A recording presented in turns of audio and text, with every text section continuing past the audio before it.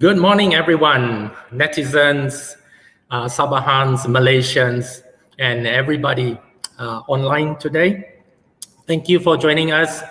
This is another session in the series of webinars organized by Ministry of Science, Technology and Innovation Sabah, and also powered and also delivered to you by CINIC. Sabah Creative Economy and Innovation Center. Good morning to all. Welcome to this session. And for those of you who've been following us, or for those of you who just found out about us, this is part of the Carnival Science Sabah 2021. And if you want to know more about this event, you can visit the Facebook, which is displayed, the QR code is displayed on the screen right now. You can visit the Facebook page, which is the Carnival Science Sabah. And also, you can watch this webinar not only on Facebook, but also on YouTube. So it's quite interactive. You can post your questions and comments, and hopefully I can see them and share them with the rest of the audience. So very good morning to everyone. We would like to extend our special thanks also to our Juru Bahasa Isyarat Malaysia. So this morning we're joined by Regina, who's helping out with the sign language. So thank you, Regina and the association for giving support to this session. So without further ado, before that, my name is Greg Wee, and I'm lecturer at Swinburne University of Technology, Sarawak. What do? I connect creative communities, industry, animation, the education, and also policymakers together to build an animation and creative industry. So let's move on. So in the studio this morning, we have 4 speakers with us, and I'd like to introduce them to you. Not sure if the technical team can bring them up, if we can see them. The first one we want to introduce to you is Sylvain Grisolet. Good morning, Good morning, everyone. Good morning, Greg. Okay, Sylvain is the founder of Animation Partners Asia, which was formed in 2018.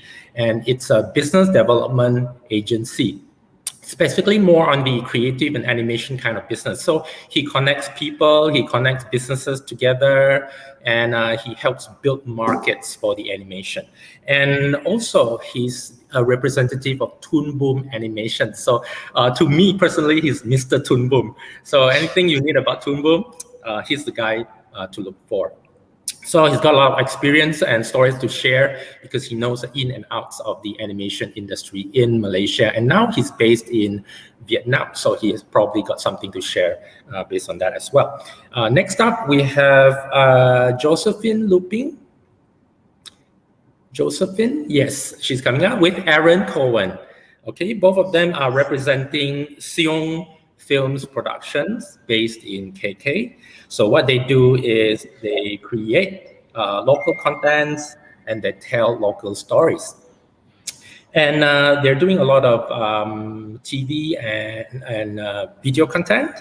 And now they're pivoting into animation. So currently they're developing their own original animated IP. Aaron Cowan, actually, although he's with Siung Films this morning, he runs Base FX, a leading VFX and animation studio in Asia, doing projects for Hollywood films. He has offices based in China, KL, and also LA. And they're working on the same projects now. Next, we have Juhaidah Joemin, representing Giggle Garage, or we call her Edie. Good morning, Edie. Hi, Greg. Hi, everyone. Yes, Giggle Garage is based in KL, but it's an award-winning animation production firm, and they produce a lot of award-winning shows, and they do a lot of co-productions with countries like South Korea. So she's bringing in another perspective, that international co-production perspective. And it's good to know that ED also comes from MDEC before, and she was, I think, a producer of Saladin, the first animated TV series that was sold to Middle East. So without further ado, and the introduction is done, let the games begin. So we will start off with Joe and Aaron. Okay, Joe and Aaron. So we know that the creative economy is huge worldwide, and in Malaysia, it's starting to make a lot of waves as well. And Malaysia is known as one of the places to outsource animation to. According to Kids Screen magazine, Malaysia is featured as one of the countries to go to. So maybe the question in the audience mind is, what is the connection between animation and the economy? So in this section, we will look at what is the creative economy, how big is it, and how does animation play a role in this creative economy? So the question I have for Joe and Aaron is, what are the readily available strengths and potential that you can see existing right now in Sabah that we can mine, and how do we translate this into creative content or creative products that can benefit the economy? That's a big question.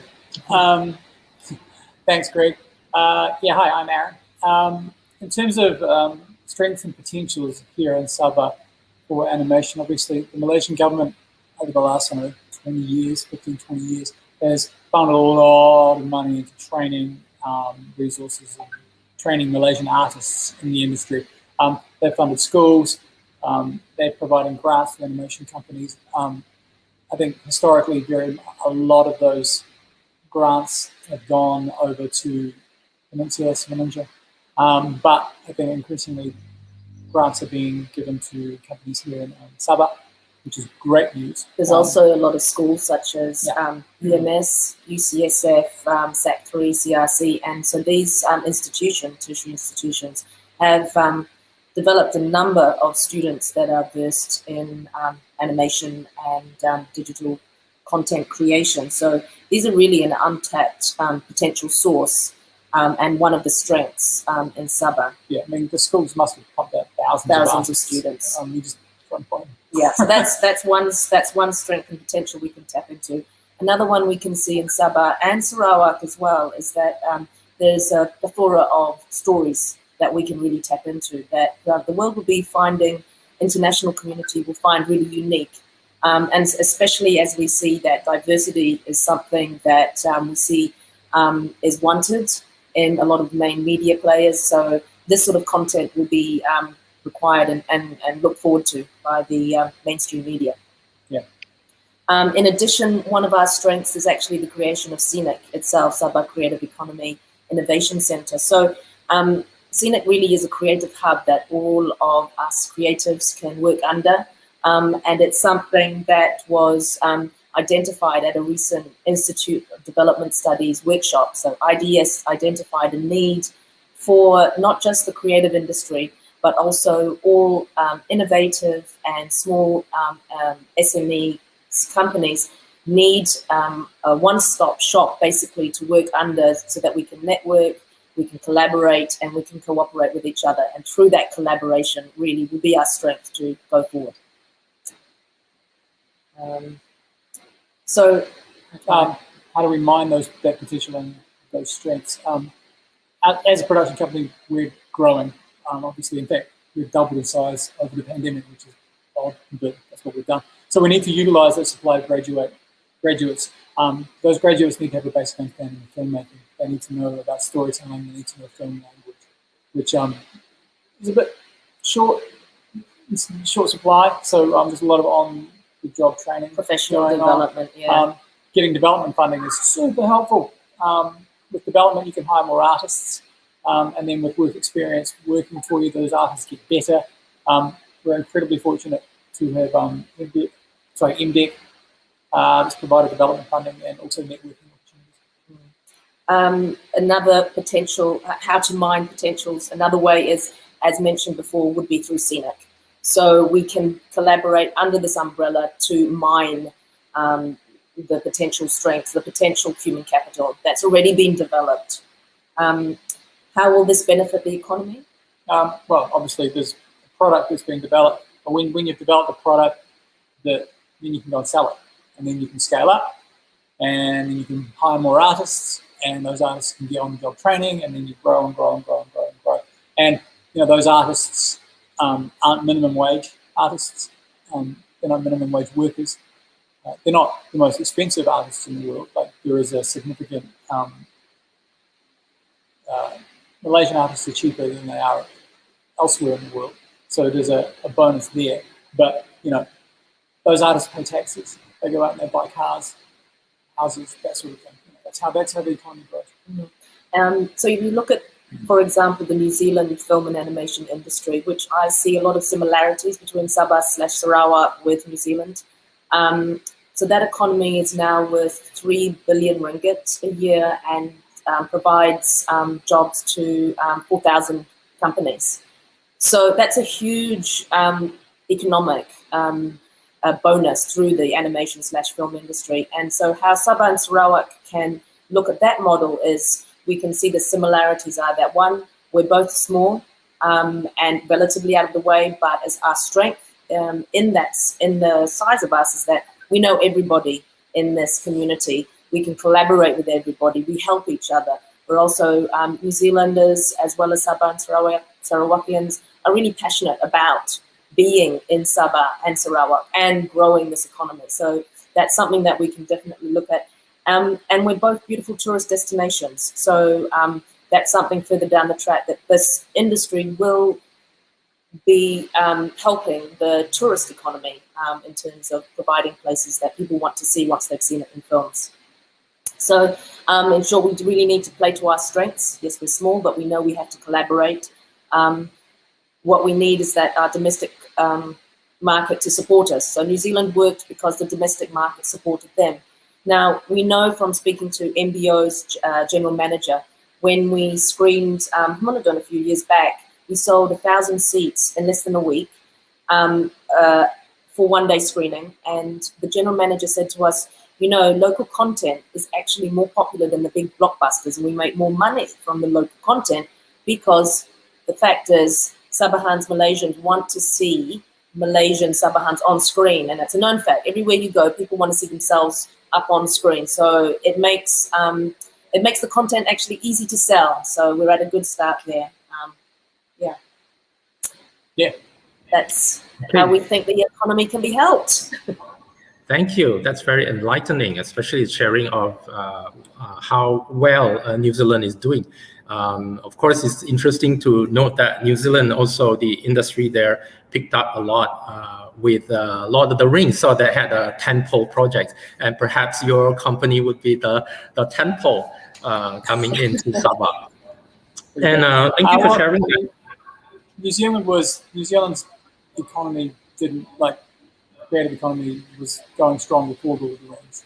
Lord of the Rings was certainly a big bonus and vaulted it into the stratosphere, but it was a strong industry before that. So we don't need a Lord of the Rings. It would be nice to have a Lord of the Rings. Thank you for sharing that. And it's interesting to note also the importance and popularity of localized content. And I think that's very evident with Disney and Raya and Netflix, with its very good AI search engine that can narrow down to really, really super local content. So I think there's a future for that kind of stories to be told. So we're moving on. Next, we have Edie. So the question that I'm going to bring up to her, because she has a kind of like a different perspective coming from KL, coming from international projects and so on. So looking back at Sabah, right? We just want your thoughts on the current initiatives. What are the current initiatives and facilities that you see available right now? And how will that bring an impact to the creative economy, and maybe just give us an idea also from your perspective how big that can be, that creative economy, how big can it be? All right, thanks, Greg. Probably I will start by talking about the initiatives and available programs on the national level first, because we know that the animation industry is quite established on the west part of Malaysia, and there has been programs run from over 20 years ago. So I was actually quite fortunate to be part of MDEC team, which is now called the Malaysia Digital Economic Corporation.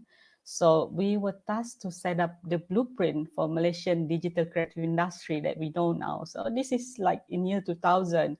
And at that time, we don't really have much reference in terms of how do we get this industry going, other than looking at other countries like Australia, South Korea especially. There's a lot of model being taken after South Korea in terms of how they kickstart their animation industry.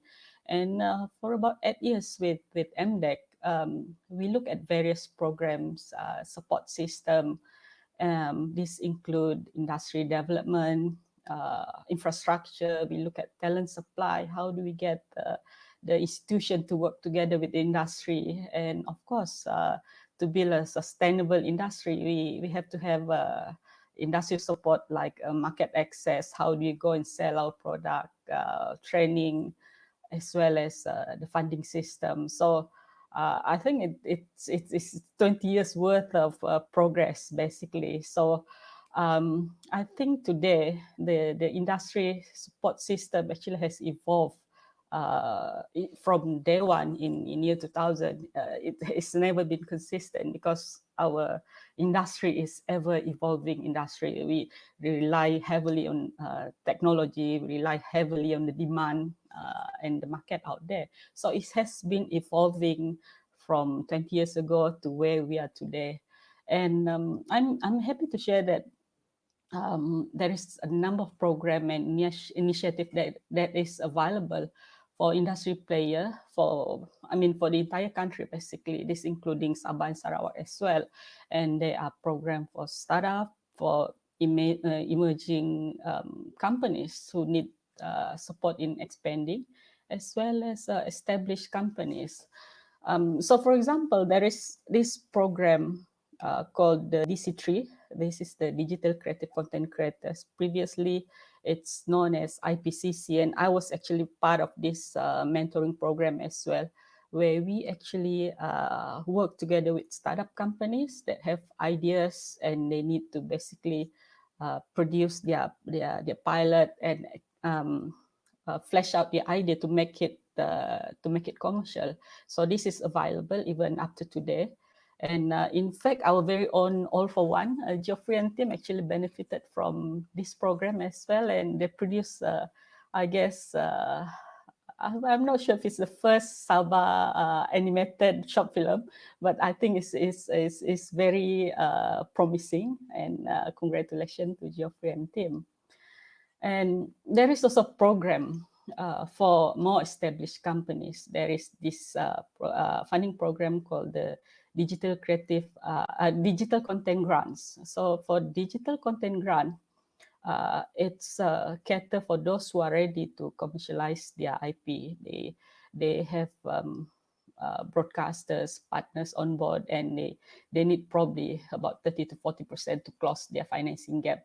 So this program is available, and there is also a number of categories under this program. There is development, production, co-production, and there is as well as IP marketing and licensing category. So all this, it doesn't exist overnight. It's basically by studying the needs of the industry and how we can take each company, so each startup into the next level following this progression. And of course, I think some of us have heard recently, due to the impact of COVID-19 to the animation industry, MDEC has also launched a couple of support programs, a short-term support program called the Bencana DC3 Plus, and also a few months ago, they launched Prisma. which is meant for a short-term project, especially during this pandemic, to make sure that companies have can sustain, and as well as to work on like a short-term project like short film and so on. Apart from that, of course, there's also available coaching program. I think last year, MDEC started this program called the Creative Inc. And Creative Inc. A program where startup company are put together with more established company, and this program will take about 6 months to basically have both companies to work together and learn from from their bigger brother, for example. And I think this is quite important and interesting factor if you want to fast track the industry and learn fast. So I guess the best way is to learn from those who have done it before, and this definitely we can do it in Sabah as well. In fact, I heard there is already such programs available. Of course, there's plenty of initiative, and also one of the initiative from the other agencies as well, like FINAS. FINAS have this program called FIMI, which is Film in Malaysia Incentives. And for this is another level, actually, because it allows us to have higher benefits from our neighboring countries. Because what happens if is through this program, anything that is done in Malaysia, for example, production services that is done in Malaysia, FIMI will basically provide a 30% cash rebate. So in a way that in terms of our production costs, it's straight away bring down our costs by 30%. So I think this will help us compete better with the other countries around this region. And if I may, yeah, you were mentioning about Film in Malaysia incentives. That's for feature films, right? How does that overlap with MDEC's initiative? Like, is there one for animation as well, or can animation production? What are the my question is basically the Film in Malaysia, is that applicable only for feature films? No, it's not for feature film only, actually. It's applicable for any production base, including animation. In fact, we actually benefited from this program for one of our co-production and project with our partner in Australia. And the show is called Kazooks. It's animated TV series for children, and it's actually a Netflix original. So what happened is by bringing most of the production work in Malaysia, we actually bring in about 30% of the budget into the project, and that basically helped us to be part of the production and basically attract more clients or more bigger project like this to Malaysia. So I mean, this is definitely can work hand in hand with all the other programs through MDEC. Even other agencies like Matred provide MDG, which is marketing market development grants. It's help companies basically to access market, to have fun, to go into different market and promote their show. So in a nutshell, there are actually plenty of support system available out there. And of course, for those considering to venture into animation, of course, this is something that there is support available out there. And on the second question that you have, Greg, of how does this translate into the economy and how this, okay, what are the numbers actually, right? Because like what Aaron said, there have been a lot of investment going into this industry, and how does that actually help the economy? This is a number provided by MDEC. There are close to 400 digital creative content companies in Malaysia right now, and animation alone, there is about 100 animation companies. And in terms of number, in term of national impact, the revenue created in 2018. Sorry, my number is a bit outdated, but in 2018, there's ringgit Malaysia 7.9 billion ringgit in terms of revenue, and out of which about 1.4 billion ringgit are actually from the export sales, from like services and collaboration with international. And about 12,000 jobs were created. So these numbers are huge, actually. I mean, it's something that is like, now how do we bring these numbers to our part of the world, right? So I guess this is the main discussion, or the main challenge that we're going to have in our industry in Sabah. All right, thank you very much. That was a very interesting perspective from the other side. So a lot of insights from the facilities and the incentives available from MDEC and also FINAS, and also how look into how big the economy can be, a creative economy, right? She mentioned 100 companies, animation companies in Malaysia, generating 7.9 billion in revenue in 2018. So creating 12,000 jobs. I guess that's the answer that we're looking for. And for Sabah, maybe you can target just a certain percentage of that. Everyone will be very happy. Okay, thank you, Edie, for that. And we'll move on to our third speaker this morning, Sylvain. Sylvain, I have a question for you. So, you represent Toon Boom, and I guess when you help build markets, I think human resources and animators and training is an issue. So animation needs a lot of skilled manpower. What is the training landscape right now that you can see in Malaysia or in Sabah? And how will training bring impact to the building and development of this creative economy? Thank you for your question, Greg. And actually, you are right that one of the main challenges that we have to build up an animation industry is definitely the gap between the need of the industry and the talents that are available.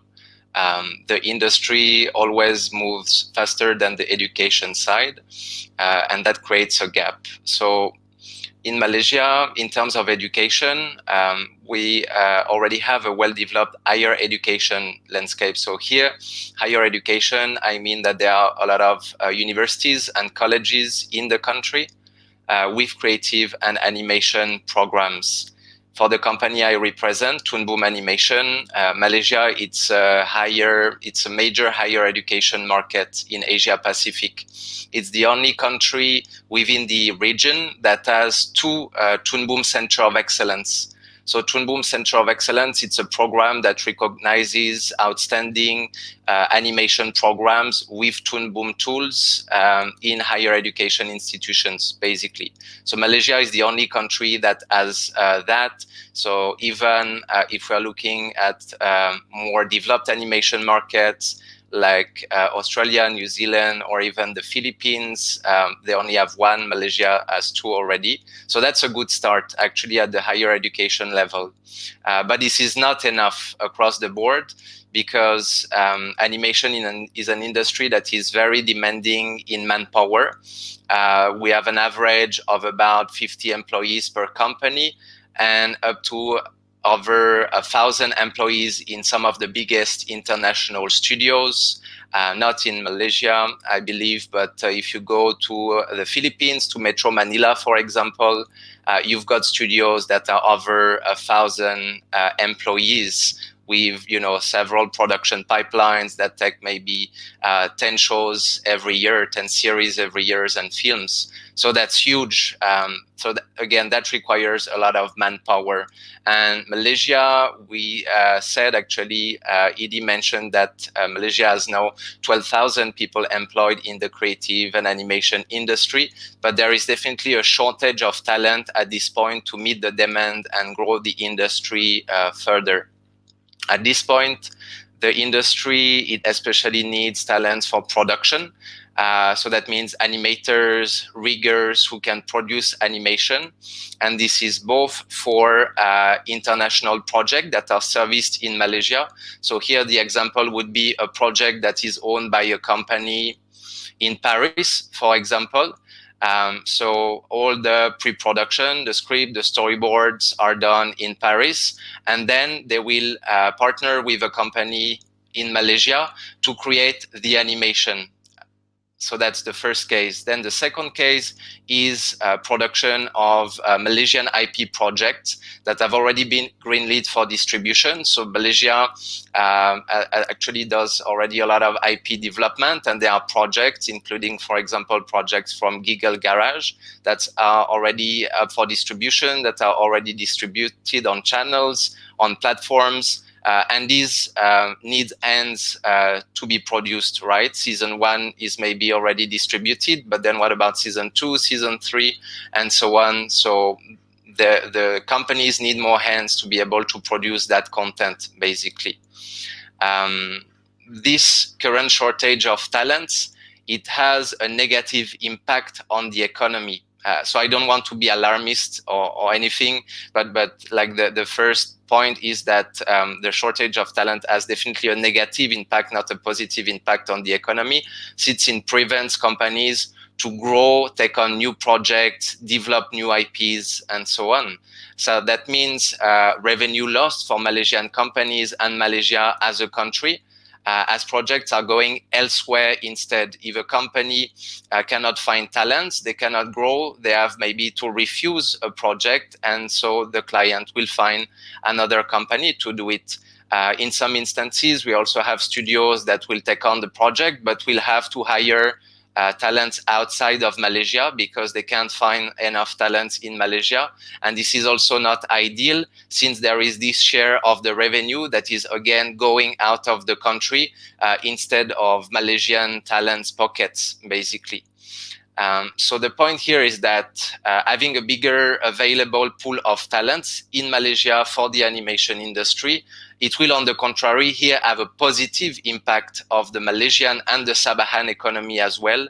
And this is where we need the support of authorities to jump in to support the creation of new animation programs and the development of the existing animation programs as well. So we get more talents for animation on the job market.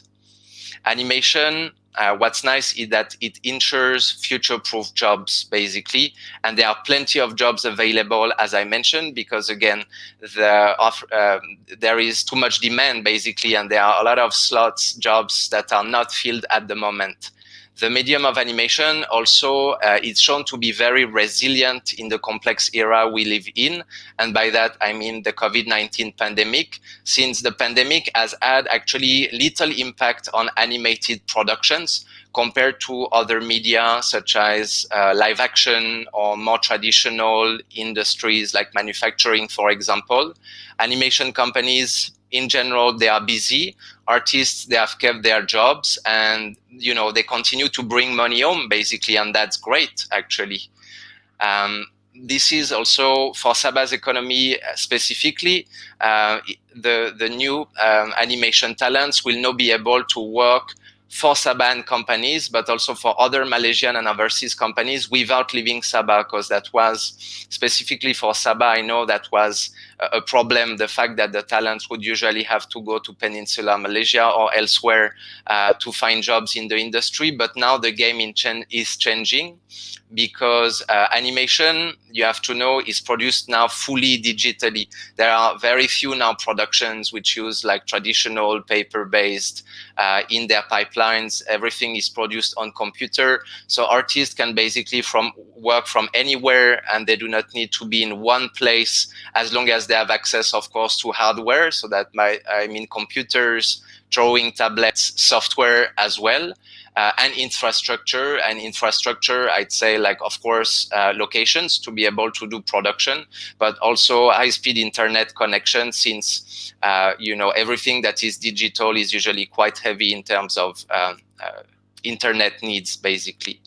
So the standard for animation professionals was to work from their company before the pandemic, but things have changed fast. And now I would say that remote work is to be the new normal in a certain sense. And companies are now, we see, hiring directly where the talents are. It's not anymore about hiring talents in the same city, in the same country, in the same region, but because there is a lack of talents, and now everybody can work remotely.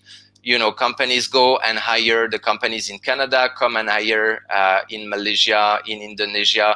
Companies from Peninsula Malaysia also look for hire in Sabah, for example, without the needs for the talent to move to the location of the production company.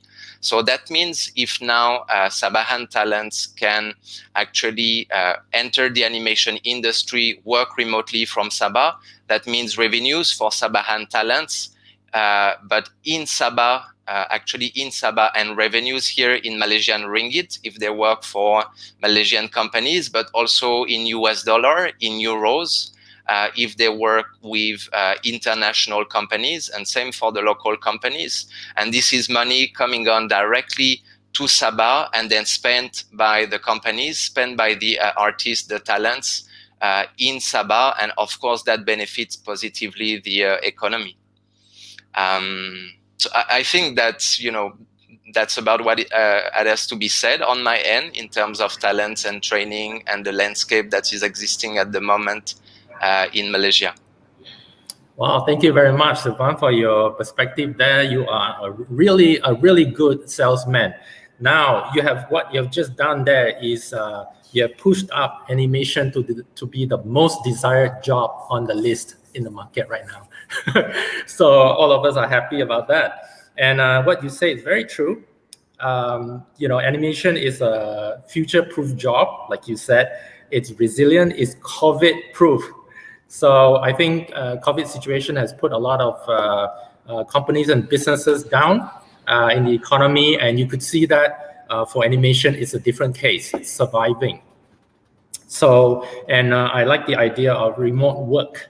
So for animators, for skilled manpower, you don't have to go anywhere now. So that is a good way to prevent brain drain or creative drain or animation drain, whatever you call it. Thank you very much. Now we have questions from the, yes, thank you.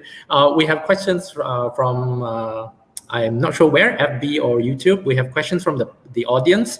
There are two questions, but I think because of time, we'll answer one question in this session.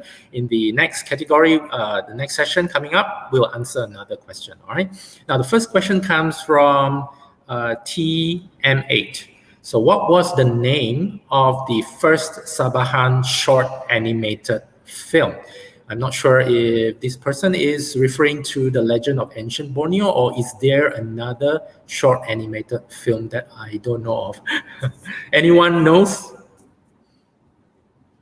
Yeah, I think it's probably the Legend of Ancient Borneo, because that was quite recent as well, and I believe they won a number of awards as well. And it's quite promising, because basically what happened is they are operating based on almost non-existent industry, or they become the pioneer basically in this field. And I know I work closely with Geoffrey and team on this, and there is a lot of challenges and hardship, like especially on the talent side, right? To get enough people to work on the project within Sabah alone is very difficult at this stage. But I believe that you got the right answer there. Thank you for that.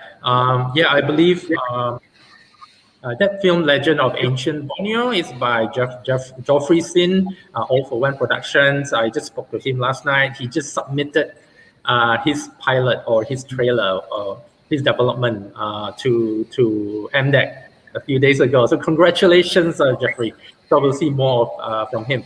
All right, so we'll move on to the next section. So in the first section, we were talking about what's available, what is the creative economy, what role can animation play in the creative economy, and we're moving on into the second section. Second section, we're looking at things on the ground. So what are the gaps and challenges that we can further improve? Are there any gaps to bridge? Okay. So this initiative by KSTI and Scenic is very laudable. One of the main reasons to have this webinar discourse is to share the knowledge of how important animation is to the creative economy. So the other one is so that all of us can be aware of the challenges and gaps, so that we can start thinking of strategies to improve the situation. So it's not easy to build a creative economy. And so I think this is a very good initiative. So especially in the past 1 year of lockdown, the demand for animated content has skyrocketed worldwide. And to take advantage of this wave, what would be the challenges that we have to address in order to be able to ride this wave so that we don't miss this wave? So for Joe and Aaron, this question goes out to you. Your company currently switched from video to animation precisely for the same reason in this kind of situation. Can you share your journey with us and what you see are challenges for you? No, I'm on mute. Good. It's not really been a switch. We're still doing both. It's been more of an advancement in our plans. We've always loved animation. And Joe frequently has talked about wanting to make an animated movie and some TV series. It's another tool for us to tell stories. But the onset of the rolling lockdowns and the sudden delay for all of our scheduled shooting plans for last year and this year sort of gave us an opportunity to sort of explore animation more aggressively. In much the same way that my company in KL, Base FX, was focused on doing visual effects for big movies.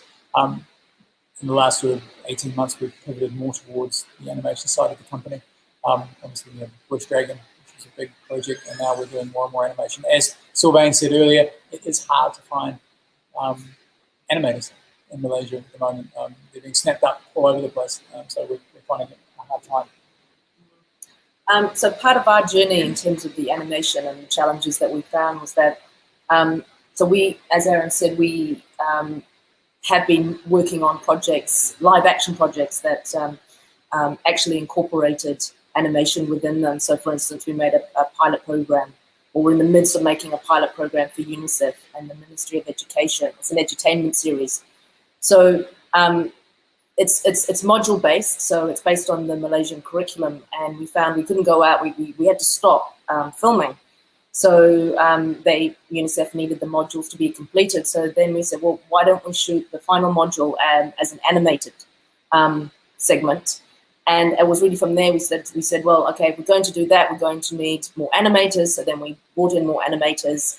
But then the challenge was that they needed to be trained in other software because the ones that we were using currently was Adobe, which was Flash before, but Adobe Animate, which was fine for the when we did smaller After Effects type items. But as soon as we started wanting to do a whole episodes, which were longer, we needed to do something that would be faster. Otherwise, it would take too long. So that's when we moved across to Swinburne and met Sylvain. And so what we found is that we had to actually, basically one of the challenges was to train them in Swinburne. And luckily, the Scenic had an incentive, a grant. So they put together a workshop. So we put all our the newly hired animators through that workshop, and I think it was 10 weeks, Sylvain. And every night, it was pretty intensive actually, workshop. They had to finish work every day and then start learning Toon Boom at night. So kudos to the team for learning that. But I have to say they loved it. They absolutely loved it. Finas also provided a workshop that our guys and females, the ladies as well, did. So professional development has really been at the core of developing our capabilities. Yeah. And now that Scenic is planning to become, or is going to be, an animation training center, this will really address one of the main challenges that we have faced, which is a skill shortage. So having it all under one roof will really address this issue and problem. So that was it. For sharing. Yeah, thanks for sharing that story. It's very interesting to know your journey. So I can see it, and it's very interesting to see how I think, you know, what's happening to your projects is the same thing as it's happening to all the other companies as well. And you've been very, very resourceful and innovative to think of that solution. And I suppose a lot of people are pivoting into exploring animation as well in this situation that we're in right now. Thank you for the story. Now, moving along, This question is for ED. For Giggle Garage, right? Your company has been around for many years, and looking back, through your journey and your war stories, right? What are the possible gaps and challenges that you think we should be aware of right now in Sabah? Like for Sabah, it's trying to build up this creative economy, and so we need to know these gaps and challenges so that we can better prepare ourselves. And also looking back at your experience in MDEC, you mentioned something very interesting, because MDEC was like 20 years ago, right? What you did there. And for it to be coming to where it is now today, MDEC has been through a lot. So for Sabah, from beginning until 20 years, for Sabah, you're entering now at the present situation. So, what are the gaps and challenges?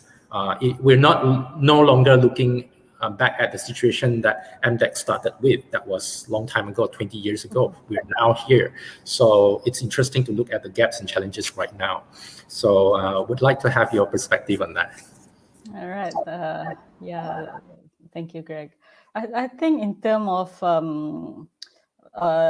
Sabah scenario, I don't think we have to be necessarily starting over like what MDEC did 20 years ago. The benefit of that is basically we can learn from what did MDEC do, what are the challenges and what are the problems that faced by the industry on the west side, on Peninsula side, and basically we could learn from that and quickly adapt.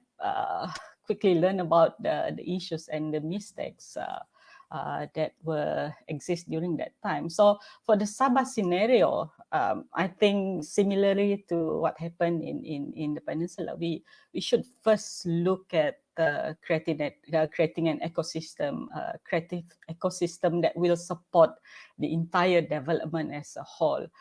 We basically cannot address just one issue, address talent issue without addressing the job supplies, without addressing the infrastructure and all the other different components. It have to come in a whole package in order for it to move, because otherwise things gonna fall apart if you don't have enough legs, right? So I think for me personally, I see the challenges or the gaps that we are having and we might gonna be facing in future as we move along in establishing this industry is the talent pool, which is what Sylvain mentioned just now. It's like we need a talent pool to start the industry, and it's not just any skill. We need a specific skills that work for the industry.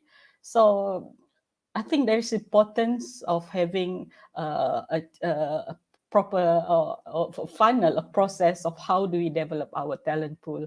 So I understand that we already have a university like UMS, and of course we have Secretary who provide the basic skill set, the knowledge, basically software knowledge in terms of basically what needed in the industry. But the next level before they actually will be able to contribute in production is we need this bridging or like upskilling basically for the talents, because what they learn in the institution not necessarily what they will apply in the industry. So this bridging is the next second important part. I believe that is what Tun Boom is doing with the training, and as well as hopefully there will be more different programs to support other component of animation as well, be it on the technical, the programming, script writing, even design and all that. And with this, we'll convert all the skill that we have nicely into the industry. And to be frank, this is not just a problem for Sabah. It's also still a problem in Peninsula as well. When we started the company, we have a choice of like all the graduate from different institution with a different skill set. But basically, as a company, what we need to do is we have to still invest about 3 to 6 months into training each talent to understand our pipeline, to be able to be part of the different component of production. And as a company, this is a huge investment, right? You actually have to invest into training this skill set. But I think to fast track on the Sabah scenario, if we have this kind of bridging program in place, then it will be more seamless for industry to come in and basically grab all the talent, and straight away we can move into production. And there is also needs of all the education institution to work closely with the industry. From what we experience here, there's actually a very close relationship between the university and as well as the industry player. This is to ensure that whatever they learn in the institution basically are applicable or relevant when they go out and apply for a job. The second the second gap that I will see we experienced before as well is, of course, for to start up the economy in Sabah, we need the community support. And this basically in the form of job creation. So we can have all the talent, but if we don't have the industry, then we're going to have a gap there. So we have to make sure that it is attractive enough for companies to come and set up in Sabah. It could be companies from the peninsula. It could be companies from outside of Malaysia to bring in projects and jobs. I think there is a very interesting example that we see from Canary Island in Spain. This island is very isolated from the rest of Spain, but basically what the government did in order to attract people to come and set up is they provide this 25% of tax incentive for whoever come and set up. So, for example, if we invite people to come and set up and bring their movie to Sabah, and we provide certain incentives so that at least at the early stage, so that there will be more interest, and of course, this will provide more job market for the local. And I think the third also gap that we foresee right now, or we could foresee in the future, is the infrastructure. I think the last 2 days of panel discussion, a lot of the other panels have mentioned about infrastructure gap as well. Definitely the internet is still very much a big discussion in Sabah. So I think to produce a world-class content, we need a world-class infrastructure. And of course, we need a reliable infrastructure, not just, of course, internet broadband is one, but it's down to the detail, the nitty-gritty, such as consistent and stable electricity supplies, for example. And these are key. We might not notice it now, but once you have a huge industry who are running on technology, and all this support need to be in place. And of course, the fourth gap that we will see is on the business support and sustainability. Of course, I mentioned there's a lot of incentives, readily available support from the federal level or from the national level. But Sabah have a very specific landscape, a very unique landscape, because we are a huge state and we are kind of spread apart, basically. So we have a different playing level with the people in the West. So when we come in and apply for a fund, for example, we might not be in the same playing field, and therefore we might not get it because it's totally different stage altogether. So I think Sabah need a specific support system apart from what we can apply from the national level. We can create probably in the beginning to have a support system, programs that support our current stage of development, and basically this will help a group of companies to just get out and get started with their IPO with their companies. So I think those are the 4 important gaps that we need to address in order to really start the industry, keep the industry going. Oh, thank you for that, Edie. Yes, I think you mentioned those 4 gaps is quite clear today. we always come back to number one, the talent, which is the first thing that we need to look at, training and talent. And number two is, you were mentioning the support system, maybe funding, incentives. The third is infrastructure. And you also mentioned before, the fourth is the market access, right? Market access was a very good point you mentioned in the previous section. Thank you for that. And okay, so moving on. We'll have Sylvain back here. Also, I just want to mention that questions are coming in, so that is good. Keep the questions coming in. We have a special section for questions at the end of this session, and you know, this session will answer another question in a little while. Okay. And also, just a reminder for those of you who want to find out more about the Carnival Science Sabah, you can visit their official Facebook page as well. And this webinar is also streaming on YouTube as well as Facebook. So, Sylvain, are you ready? I am, Greg, go on. So we were talking about the gaps, right? And I think we were talking about gaps in training and human resources, because human resources is the first thing, the first priority here. We need animators, and a lot of them, and not just one or two. And so there are many different needs here, right? So to start off, we need animators who can animate, right? So that's where we are right now. So can you also, from your perspective, based in this context of training, what other kinds of training would address these gaps? Because, you know, we're starting off with animators who can maybe use Toon Boom, and then next level, what would it be? What kind of skills do we need? And then if we move on to the next level, what else do we need? So can you give us a kind of like a picture of this, an overall overhead picture of this direction, so that we get an idea of where we are and what is the next level of training and so on? Yes, thank you, Greg. What I'll do, so yeah, I'll definitely now dive in a little more into that that problem of the shortage of talents, because it's definitely key so that the industry continues to grow, basically. So first, if I may, I would like to explain a little more about the gaps that are existing at the moment, specifically for the training of talents, and then maybe I'll give you a solution that I think would answer those gaps as well. So in terms of the education training side, the first gap is what I mentioned earlier. It's simply the fact that there is a shortage of talent at the moment.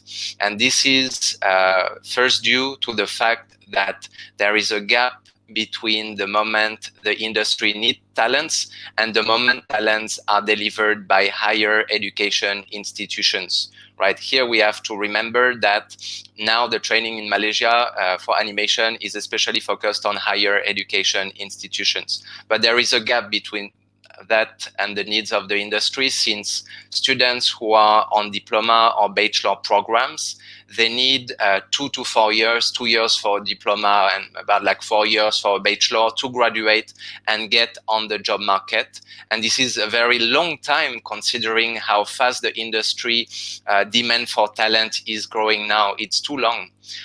For instance, today in Malaysia, most talent that are experienced with our tools, Toon Boom tools, they are already hired by companies. So there is, you know, almost no one available.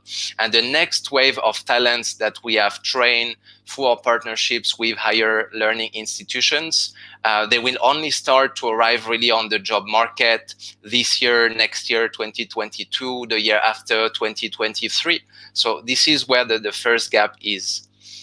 Then the second gap is between actually the level of skills that is being provided, being taught to the students, and the actual level of skills that is expected by the industry.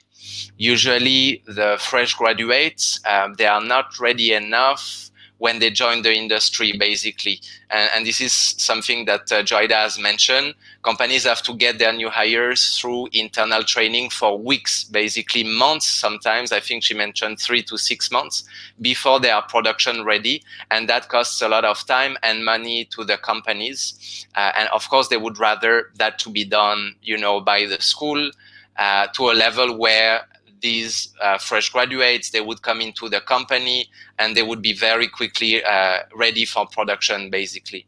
Usually the problem also with the existing programs is that they are too generalist. They include too many disciplines in one program. They lack focus on the essential skills to become an animator, whether it's for 2D or 3D. And also sometimes the techniques and the tools taught to the students are not adequate with the techniques and tools required by the industry. This is something we especially see, especially with Toon Boom as a software company.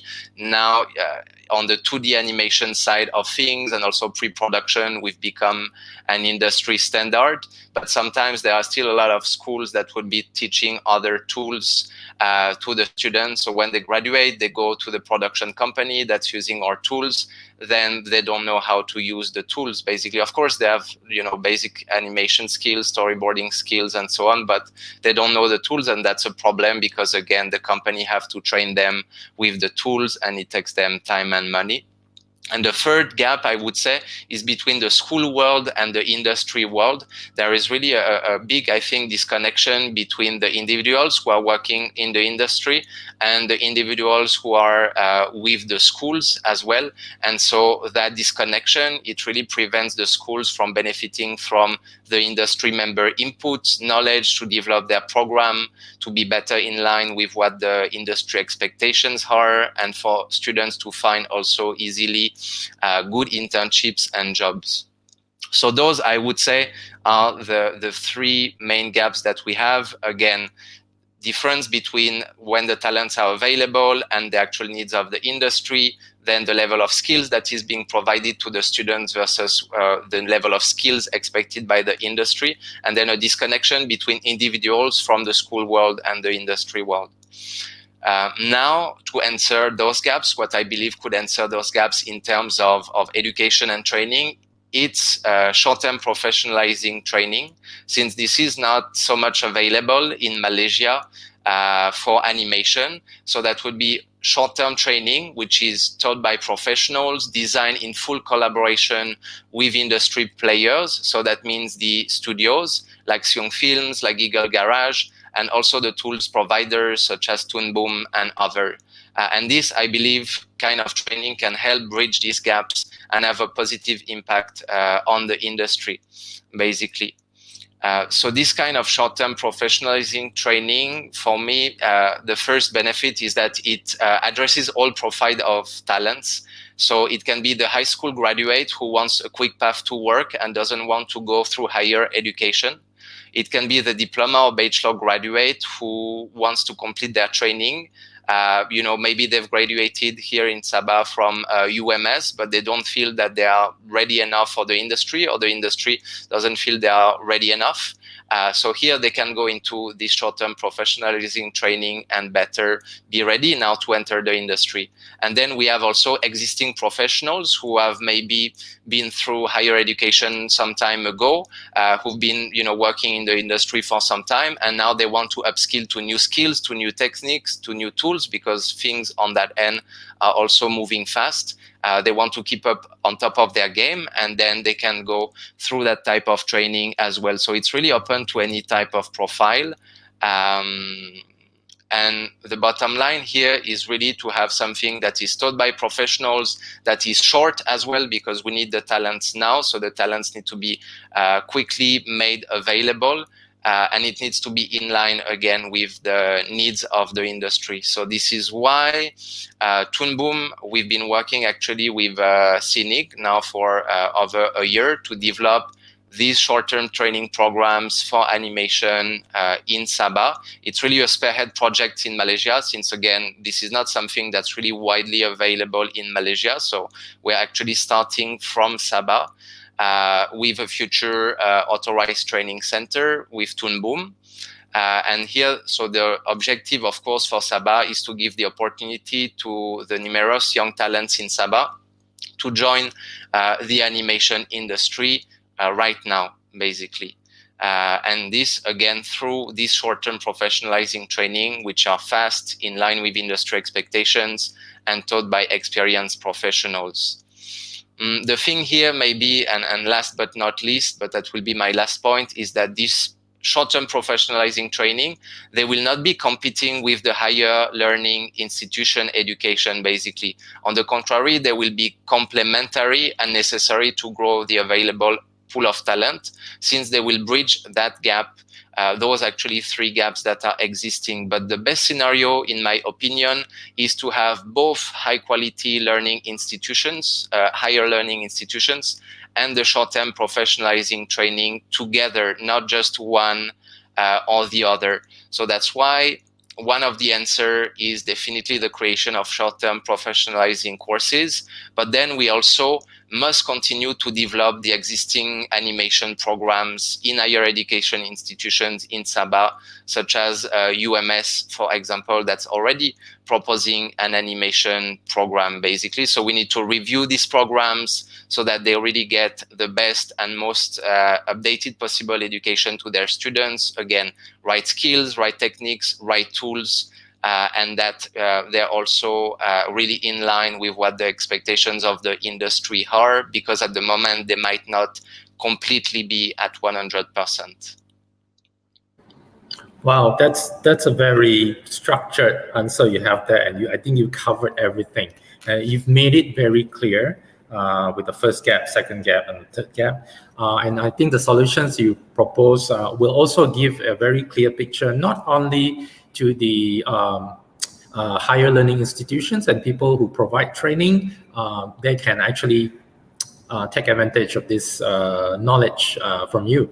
And also, I think this is very enlightening for the young people out there, because I see a few questions from them about how to get into the animation industry. And I think this gives them a very good picture. If you want to be in the industry fast, you go for short professional courses. But if you have a little bit more time, then you can still go for the degree and top it up with the upskilling later on. Thank you, Sylvain, for that. So I think I will go to the questions from the audience. So Mew the cat, aka Fish, he or she asked, many of the federal initiatives focused in West Malaysia.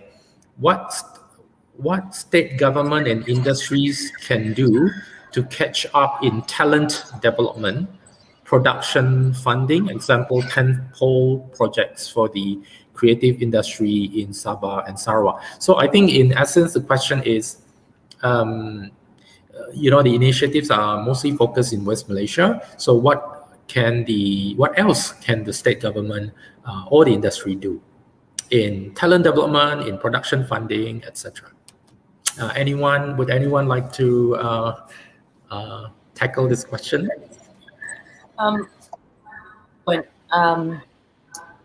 To say that those initiatives that are offered from the federal side are actually available to Sabahans. So, for instance, the MDEC ones that Edie mentioned through MDEC, FEMI, FINAS, they're all available. So that's what Joffrey's company and our company applied for. So, and in fact, they are looking for Sabahan companies to apply for them. Yeah. So that's step number one. You can go through They're the not federal necessarily ones. actually focused on West Malaysia. It's just that East Malaysian companies have been applying for them. I suppose. Yes, Edie, go ahead. Yeah, well, just to like to add to what Joy is saying, which is true. All these initiatives actually are available for everyone to access. However, I also mentioned before that the scenario, the landscape in Sabah is slightly different, because we have a slightly different structure, probably due to the physical the landscape of Sabah, and we definitely need a very specific tailor-made programs. Let's say we use the same frameworks, but then take it into Sabah and Sarawak, because these are kind of similar landscape, and have a different way of adapting this initiative into these two states, so that we are able to catch up and able to basically, at the end of the day, maybe 5 years down the road, we can be at the same playing field with the rest of with the entire states in Malaysia, basically. So I think these are good. Whatever we have right now, these are very good support. But I think the next step on the state level is basically to take this and replicate this to really find the needs of the local creators. Okay, thank you very much, the panel speakers.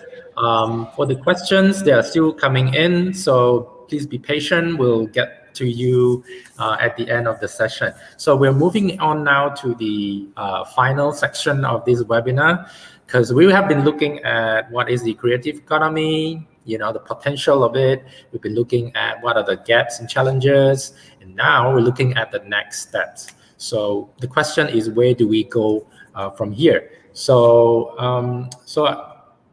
questions for Joe and Aaron. So, you shared a little bit about how your journey was in developing original content, and where do you see yourself going in the next 3 to 5 years? What kind of assistance do your company like yours need to be able to run further and faster? And what kinds of facilities, grants, policies would help you and your company to be able to do that? Thanks, Greg. So one of the things I'd say for other companies that are in a similar situation, who have been developing video content and wanting to cross over into animation, is don't lose the video content side, because by keeping that string is basically keeping that income revenue coming through from the TV broadcasting. So don't lose that to jump over to the other one, because you still need that, because animation is a long process with many hurdles and challenges as it's a new medium to be used. So that would be one thing that I'd say. What we've learned from our journey is that we've been lucky that we've managed to keep the others, but we've just had to increase the learning curve for the other side. Yeah, but also they complement each other. So, like, as our animation team gets bigger, we can incorporate more of what they're doing into our live action, especially our kids entertainment series. I saw actually one of those questions. I don't know if I should answer it, but they were saying, how can we use animation within the education system? So, in fact, that's exactly what the Ministry of Education is doing with UNICEF, is that we are developing content that kids can really relate to, and it's specifically to the global citizenship education, but it is based on the curriculum, and so that is something that animation can do. It can make education fun, so that it becomes something that the kids listen to and really learn. So in terms of where we see ourselves in 3 to 5 years, so we'll definitely be expanding our animation team. Animations require a huge number of artists, as everyone has already mentioned. Our current IP that we're developing, we've calculated we'll need about 120 artists once we go into production, which will be around about 3 years. So our aim is to hire a majority of Malaysians on the project. Well, if not all, I'd love to hire 100% Malaysians to develop and produce this, but we also aim to co-produce with other Malaysian animation companies such as Joffrey's, and we've also been speaking to some companies in KL to help us develop this. So really, we see our role as developing original IP and then helping to create as many job opportunities to Malaysian animators. In terms of assistance to sort of get further, obviously there's the development funding, not just grants from MDEC, which are frankly amazing, but there's also stuff that can be done. FEMI runs which is FEMAS, runs a 30% rebate to help us sort of be competitive internationally. It's primarily for international shows to come to Malaysia, but local productions can use it as well. Places like Australia and Canada have that as well. They've got a basic 30%, I think, rebate in those countries. Individual states inside those countries also do rebates, which stack on top of that. And that's something that Sabah could look at potentially. So if you have a production that's got a $1.5 million, 2 million ringgit budget, you get a 30% rebate from FEMI for that. And on top of that, if the state government was to provide a 5 to 10% rebate on top of that, that would make it extremely inviting for foreign investors to come on board.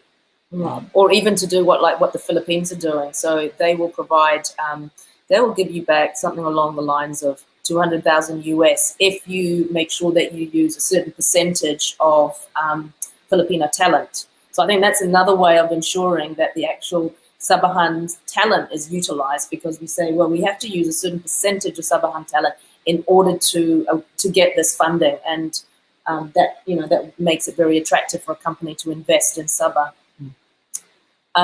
Further assistance, well, we've mentioned training programs, such as what Sylvain has mentioned.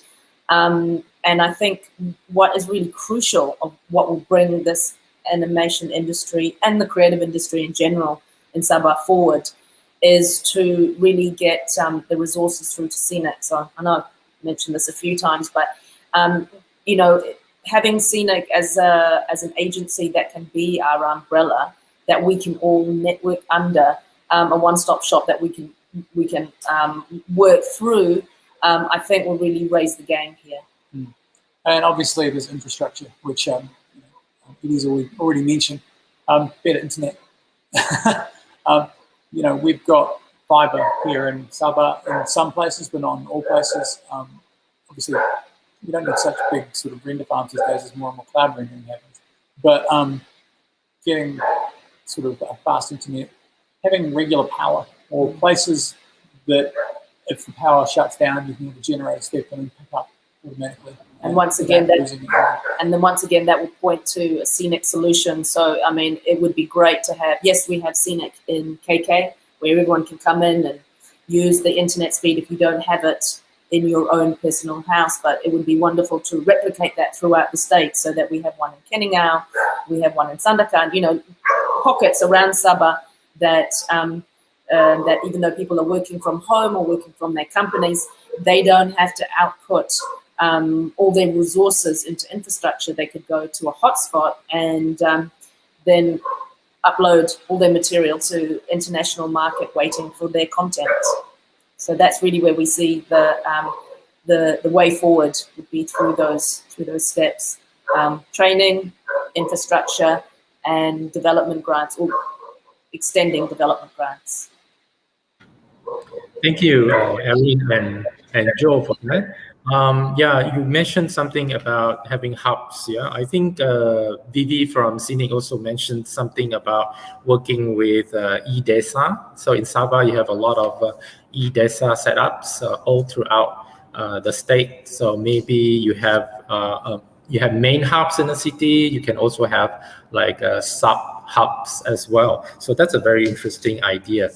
And I think for Aaron also, actually, if we had more time, I would have loved to dig into this question of, you have offices in Shanghai. Oh, it's not Shanghai, China. I'm not sure. I can't remember where. Sorry, in China and also in KL. And I was wondering also whether you could do the things that you do there also in Sabah currently. Does the infrastructure allow for that? I wanted to find out more from you. Well, if you can answer that briefly, go ahead. Yeah, I mean, it all comes down to talent pool at that point. Because we've got bases offices in Xiamen, Wuxi, and Beijing throughout China. And it's all about where you can attract talent. So people like going to Xiamen because it's a lovely place to live. So that's where we've set up. And also we got big government incentives to open offices there. Interstate incentives to open up an office in Xiamen. And from there, we brought in animators if there wasn't a local crew available. So I guess that in terms of Sabah, people want to live here because it's a gorgeous place to live. So it's a cheap to live here as well. It's like it's picked as one of the places that people want to retire. So why wouldn't you want to live here? As long as you can make the income is at the same level as an international income, and the infrastructure's here, isn't it? Thank you for that. Thanks for sharing that. And I think that's good news for a lot of young creatives out there, young artists. Siung Films is looking for 120 artists. So, you know, #1 job in Sabah, animation. Okay, Edie, next question goes out to you. Giggle Garage has been around for many years, and you're now a major international player. You have co-productions with South Korea, and your productions win awards. So, you know, looking from your vantage point of view, like looking back at Sabah, you know, what do you think we should be getting ready for? What are the things that we should be sensitive to right now, and what else can we improve for Sabah to fast track?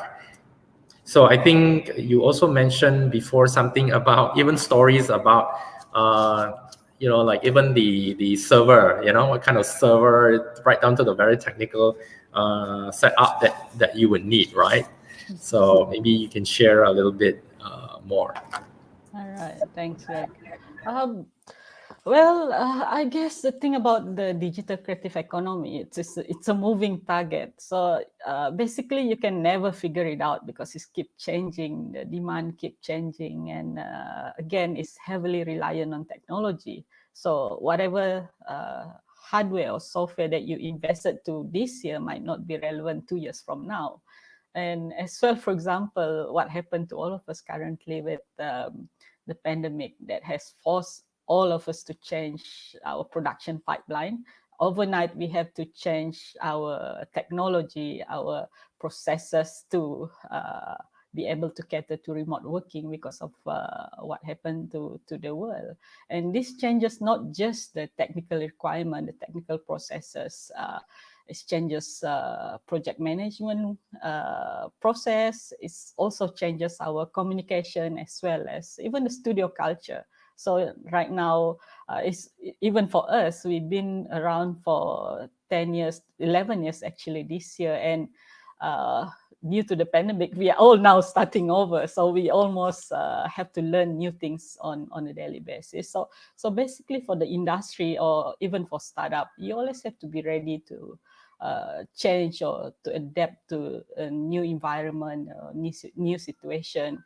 And just now both Aaron and as well as Sylvain mentioned about remote working and remote workforce. This is the new normal where everyone had to look into. So basically, these are also one of the area that we all have to look forward to, that in the future, the remote working or remote workforce will be one of the main ways of doing business, and which is good. You can work from any part of the world and be connected, but also it's actually make the industry even more competitive, because right now you're going to be competing with talents from different part of the world. You will be competing for jobs as well, and for studios like us, we're going to be competing with international company in terms of the talent, because now all the talents are open for grab, right? So I think we have to think of how can we be different, and what make us special. We have to find our edge as an industry. So while starting up this industry now, we have to find our specialties and our specific strength, because we are actually competing with even our neighboring countries like Vietnam, Indonesia, Thailand. Everyone is now trying to find their strength. And personally, for me, I believe Sabah has all the ingredients to thrive in this creative economy. And I find that we have these 3 different core strengths that basically we can harness and capitalize. Of course, first is the diverse cultural background that we all have. I mean, in Sabah alone, we have how many? 34 ethnic groups, which is a source of inspiration. We have tons of stories that have been passed from generations. And imagine what kind of ideas we're going to probably can have like 100 Lord of the Rings yeah, in terms of movie stories out of all these stories. And this gives us opportunity to share our stories to the world as well. We should start doing that right now. And the second core strength that we can push or we can enhance further is the heritage of natural resources. We might not be realizing it, but we are actually sitting on the oldest rainforest in the world. Borneo rainforest is the oldest in the world, older than Amazon actually. And till today, we have not had any story out of this heritage that we have. So I think this is another strength that we have, that we can basically start looking into and start selling our stories to the world. And last, but also the most important component that we have is our people. So our people is our greatest asset. We have an untapped talent pool in Sabah, and I believe Sabahans are creative. We have a very good singers and very good artists out there. I think on the creative side, yeah, we can start polishing this side of the creativity by having training that is specialized and tailor-made to our talent, and basically start pushing that. So all of this combined with the ecosystem, the right ecosystem that will be created or will be provided by the state government, for example, to put this together, I think we're going to have an edge over all the other countries, even with our neighboring countries. So for me to fast track, how do we fast track based on our situation right now is, of course, first we need to have the right ecosystem in place, combined with this three core strengths that we have. And of course, there's one more ingredient that I think is very important, is collaboration. Even for our studio, actually, when we started the company about 10 years ago, we've been thinking about how do we make sure that we learn fast, right?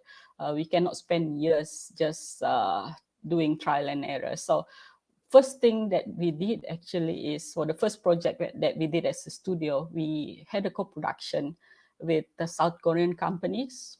And what happened is these companies have like years of experience with them working for big companies like Disney and so on. And basically us as a very young company, 2 years old company at that time, we take all we can, we absorb all the knowledge from our partners. And this basically push us quickly to elevate us to a different level, because now it's almost within 1.5 years, 2 years, we learn all the skill about what is needed in content creation and that technical aspect of production. So I think for Sabah to basically quickly get in the game and well, you can say it's like hit the ground running. We have to get all this in place and collaborate, work with those who have done it before.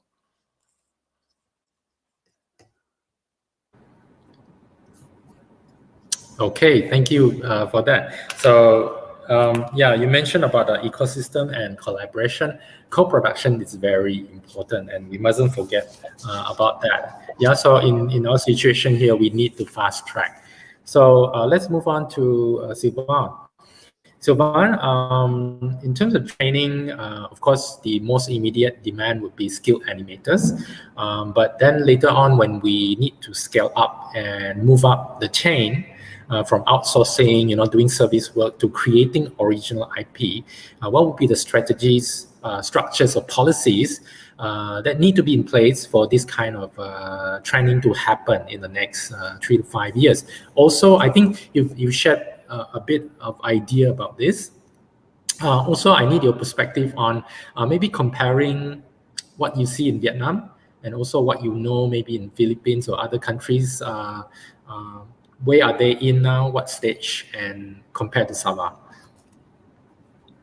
Okay, thank you, Greg. So maybe first, I'd like to mention about a strategy that I think is key and is related a bit to education and production as well, and support from the authorities, the government in Sabah. It's to, if we want Sabah to position as an animation destination, and this is whether service and then moving up the chain to creating original IP, the strategy should really be to create an international hub where, again, we have higher learning institutions available with quality programs for animation, the short-term professionalizing courses, and then industry all together, so in the same place. That's really important, because imagine you were a producer, a distributor, maybe an investor in animated content, and you're looking for a place, again, either it is to send your project for production, or maybe a place where you want to pick up an IP, since we've mentioned that actually Sabah has a lot of potential in terms of stories and IP development. You would be looking for what kind of place? Again, it's the place where the industry is available, where production is done at an international standard, and that's important. And also with easy access to skilled talents, because if you only have the industry side, but you don't have the talent side, then the person, the producer, the distributor, the investor will feel that, but if we ask them to scale up, right, to do new series, new films, new productions, how are they going to do, because there are no talents?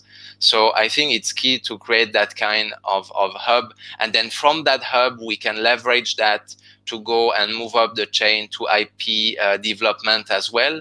And that could be, again, supported by the authorities. I will not take an example from this region like Vietnam or the Philippines, but take an example from Europe, because that was quite recent, with Sardinia. So Sardinia is part of Italy. That's another island example. So it's an island off the coast of Italy, where the government wanted to develop the animation industry as a new industry, and especially focusing on IP as well.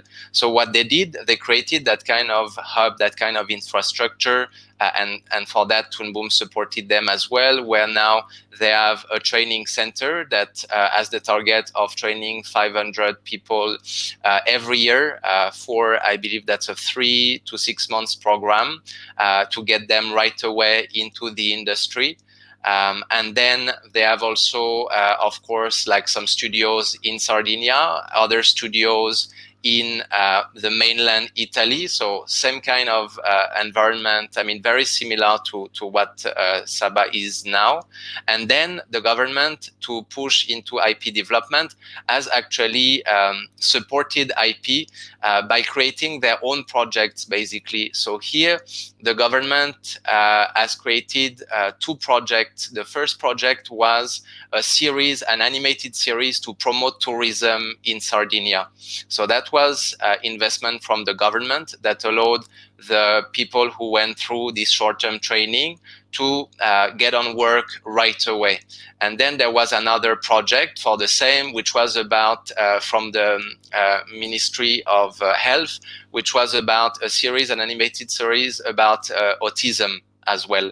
So that was actually the government who invested so that these projects happen. They are considered IP, since, you know, these are original shows from Italy and even for Italy here in that case. So here, this is where the government that support, but there needs to be that infrastructure where, again, you have the education side available, the industry side, and then the authorities can support with that kind of incentives, and even as far as actually investing in their own projects, because they benefit tourism, they benefit health and education, and etc. and etc. And actually, Joe mentioned about the project that they are doing with UNICEF and the Ministry of Education. That's another example of this that can be done. And here you can extend IP, of course, for stories, but also IP for other kind of products, and that can also help promote other industries in Sabah, again, tourism or whatever else, because animation can be used as a promotion medium here. So I think that's important first. Then to answer your second question is in terms of the talents and what type of talents we need when we move up the chain to original IP.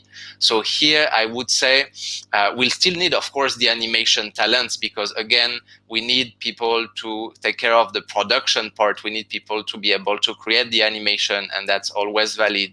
Now, when you move to also original IP, then you need other disciplines such as script writing, storytelling, storyboarding, directing, producing. So we will need more script writers, so Malaysian script writers, storyboard artists, lead storyboards, directors, producers from Malaysia, basically. And these people will need to have a broad, open mind, I would say, and be able to speak the same language as those international producers, broadcasters, and distributors. By this, I do not mean English, even if it's key, of course, to speak English to work on this international market. But it's more to understand what these international players look in terms of stories, in terms of values, of culture, of backgrounds, while at the same time they will be including their own local stories and flavor, ideally in a perfect blend. Basically. And these disciplines on the edu side, for me, they should become an integral part also of the higher education and the short-term professionalizing training. And even starting now, they are maybe less immediate in terms of demand, but we should be also starting to include these disciplines now to prepare for the future, which is again, maybe 3 to 5 years then down the road, moving into IP production, basically. I hope that answers your questions, Greg. Yes, very clear. Thank you for sharing that. You mentioned about Sardinia, which is also an island. There was also the Canary Island in Spain, and now we have our Borneo Island next coming up, right? So we are also on an island, and maybe in 3 to 5 years, we'll be working with Kalimantan as well, right? Since the new government is going to be there. Interesting. So the end game that I see for is to work towards creating original IP at the end. So in the beginning, might be doing outsourced work, production work, but in the end, it's the IP, right? So as you had mentioned, IP benefits. The benefits are a lot, in tourism. When you create original IP, it benefits publishing, merchandising. It benefits artists, musicians, writers, and it supports a whole lot of the entire creative economy. And once we reach there, maybe our culture then benefits from that, right? We're pushing out Sabahan culture and the Malaysian identity at that point. Thank you to all the speakers. We will move on to the Q&A because there are a lot of questions. I think there's more than 15 questions coming from the audience. So we'll attempt to answer them all because we have until about 12 o'clock. So without further ado, let's look at the next question from Siri Alexander. I'm sorry if I mispronounce your name. Who asked how to become an animator? What qualifications do I need to become one? Can anyone tackle that question? Maybe Sylvain? Yes, Greg. So basically, to become an animator, of course, you'll need at some point to go through training, right? And we mentioned it, whether it's short-term training or higher education as well. So usually for the animators, I would say in the past, we would ask that, all the animators, they have basic drawing skills, at least, because animation, traditionally is really based on drawing only, right? 2D animation, frame by frame animation, and then we move into computer animation. It's still true, but a little less, because now animation has become more technical, and there is also more space for technical profiles. We have, for example, the people in a production pipeline that we call riggers, who are very technical-minded people who build rigs. Not sure whether you're familiar what a rig is, but it basically allows you to create some sort of a skeleton to a character, which then you can use to animate that character, basically. And this is now available. This is a technique that's available both in 2D and in 3D. So, you know, skills, again, that can be creative skills if you want to work more traditional style, frame by frame, especially 2D animation and etc. Then more technical skills as well if you want to work in terms of technical positions such as rigger, or even like compositing effects and etc. that require more of a technical mindset. So it's quite broad. I don't think the door is closed to anyone in terms of like possibilities in the animation industry. You could also be, if your mindset is more about telling stories, then you can be a scriptwriter, you can be a storyboard artist as well. So it's really broad, and sometimes we narrow it down too much just on animation. But again, it's broad, technical, storytelling, and etc. So there are a lot of different positions within those pipelines, and it's not just you know, just creative skills and creative people, I think, that have a shot here. Then, of course, you know, animation and the skills actually that are related to it are, like I mentioned, skills. It's very skill-based, very hands-on, basically. So you would have, again, to go through training at some point, whether it's short form or higher education. If you're in Sabah, I know that there are, in terms of higher education, there is UMS that I'm quite familiar with. I believe there are others as well that provide programs in animation.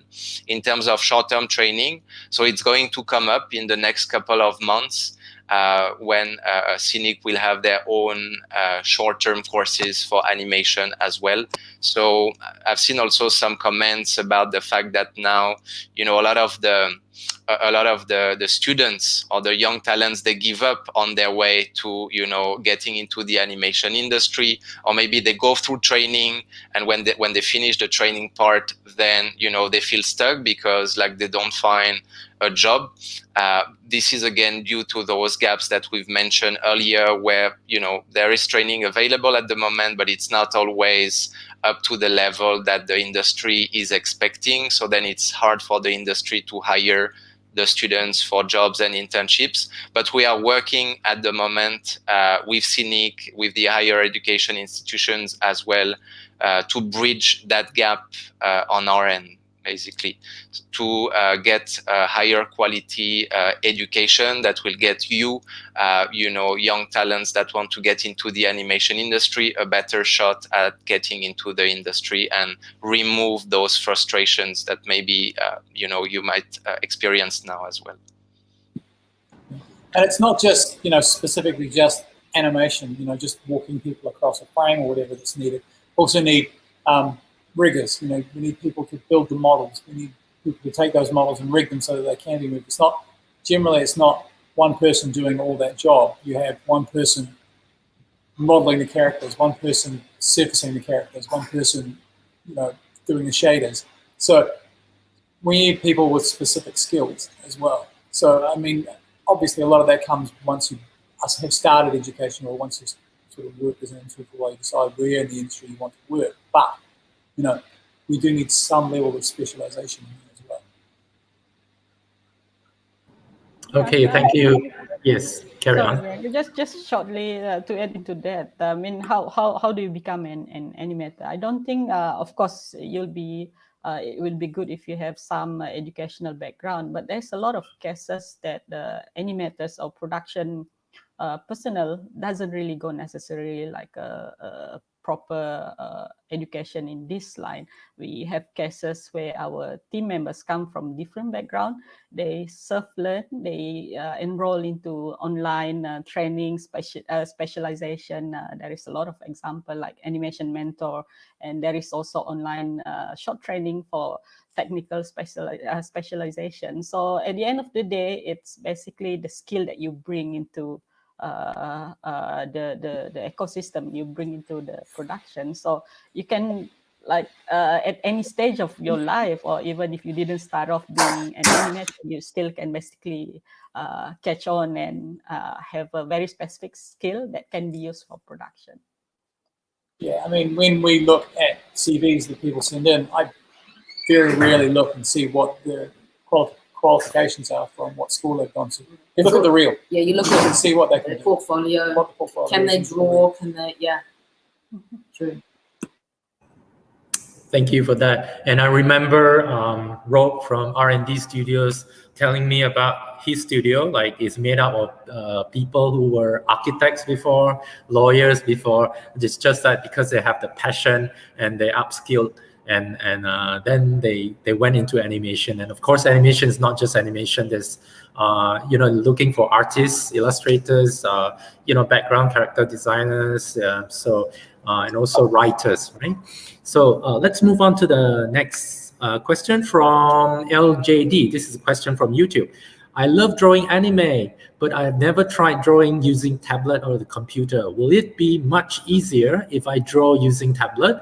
And how can animation help my career as a content creator? Anyone would like to answer that?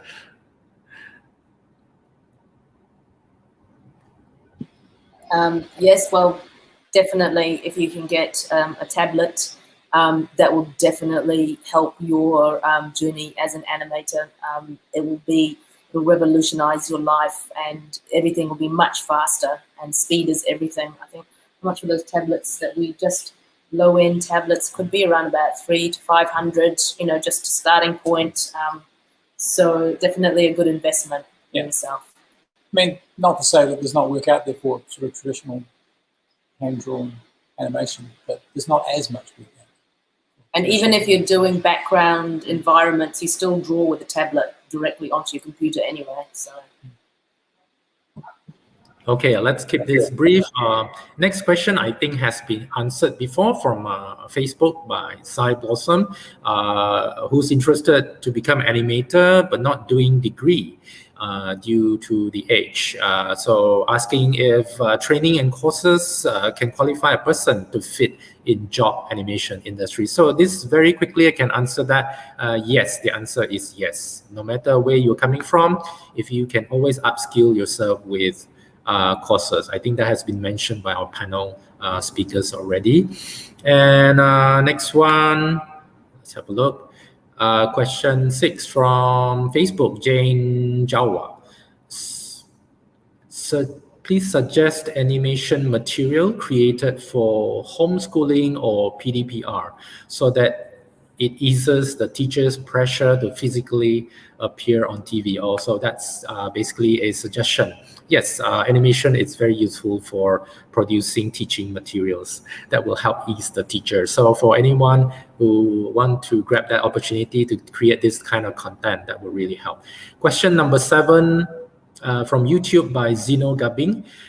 If Sabah government gives 50% rebates with capped corporate tax like Canary Island, we can move to Sabah. What do you think? Okay, all right, that's a comment from the partner and co-founder of Giggle Garage.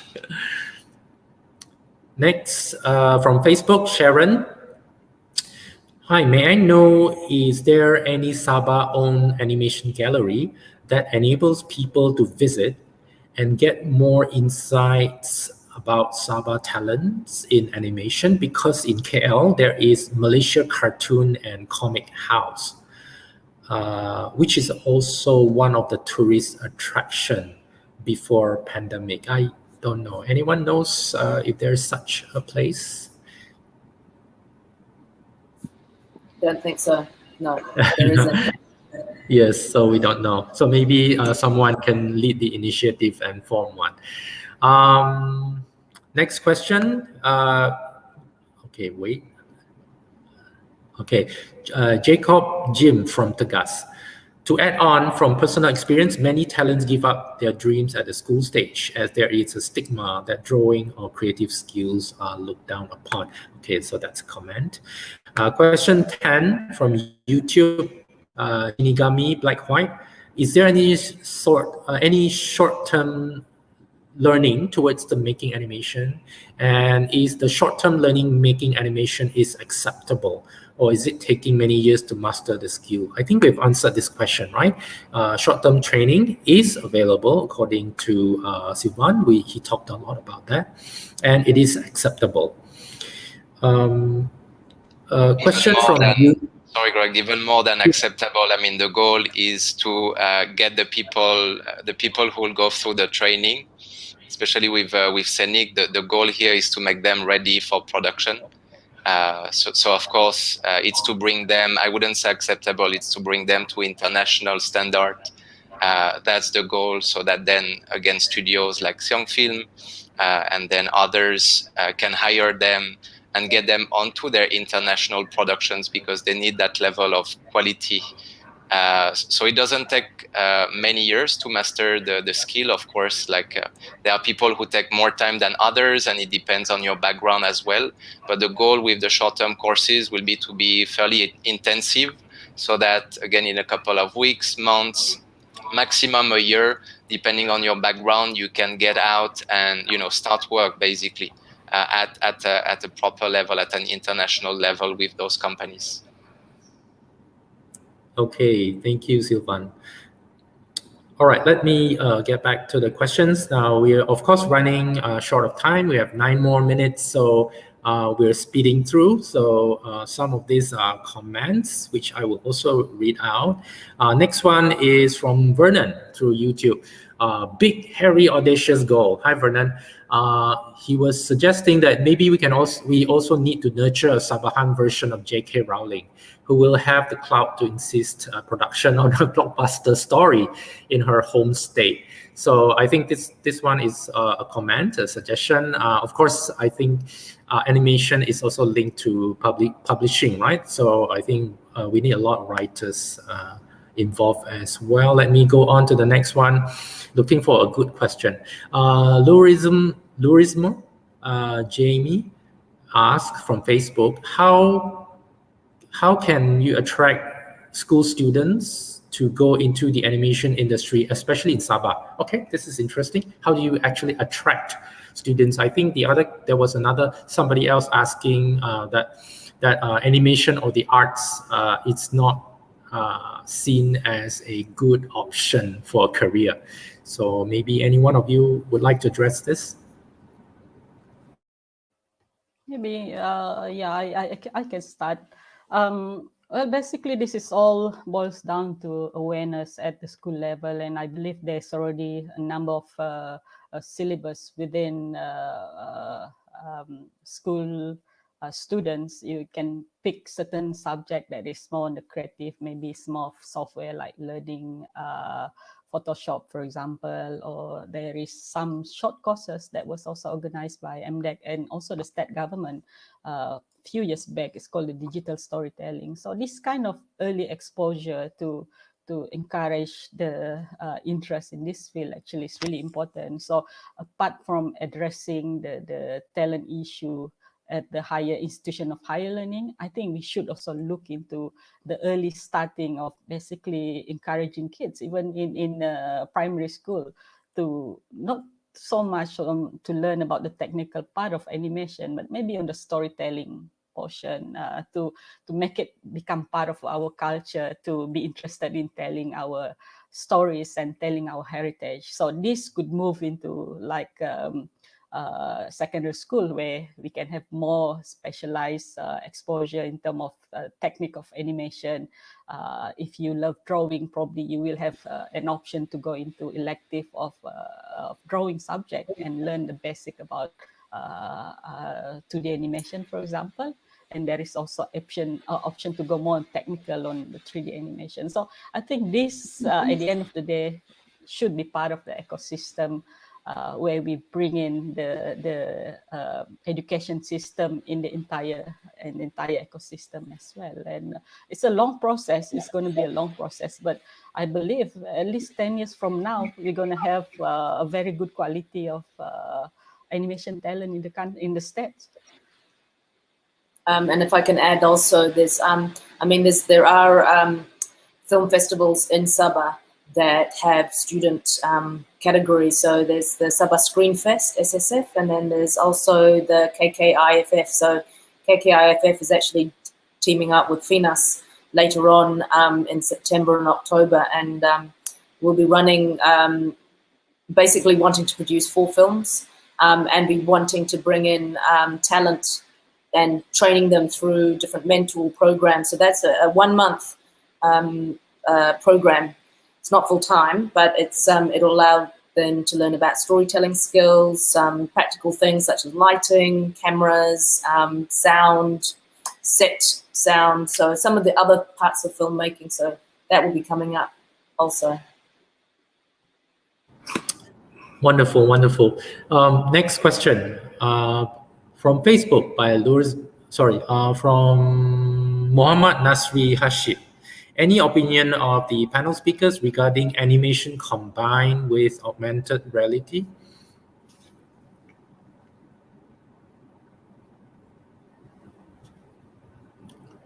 No? Okay, so Aaron? No? Okay, so I Yeah, I'm sorry.